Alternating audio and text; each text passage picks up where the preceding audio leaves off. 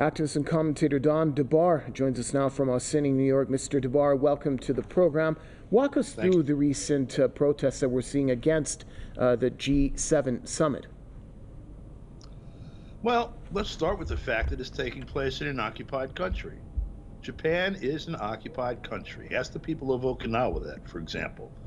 The United States has continued to occupy Japan and Germany since World War II. At the end of World War II, Germany was divided into four parts.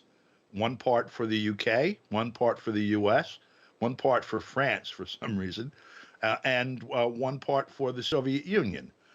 The Soviet Union withdrew in 1989 from its part and disbanded its military alliance that lied between Germany and the borders of the Soviet Union. NATO promised that they would not move any closer. The U.S. would not station any more forces. Meanwhile, the U.S. still occupies Germany and also now occupies Poland. I mean, if you have a treaty with someone that says we're going to put our military on your land, is that okay? And somebody gets paid to say yes, that's still an occupation. And Japan has been occupied steadily. And in addition to Japan being occupied, those parts of Asia that were occupied by Japan, with the exception of China, because China tossed the Japanese out, are still occupied by the U.S., like what they call South Korea. But that portion of Korea that Japan was able to conquer, when Japan surrendered to the United States, the U.S. took over its occupation of Korea, too.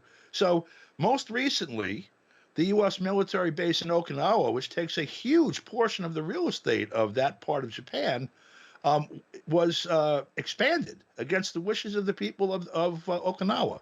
So to the Japanese, the idea that the country that hosted the only two atomic explosions on a city in the history of the world would be a host to the G7 meeting at a time where they are engaged again in a World War III, in essence, with Russia, while the Japanese peace constitution, Article 9, is being tossed to the wind so Japan can rearm in earnest.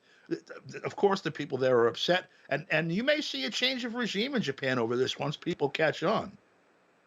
All right, thanks a lot. Don DeBar, activist and commentator, joining us from Austin, New York.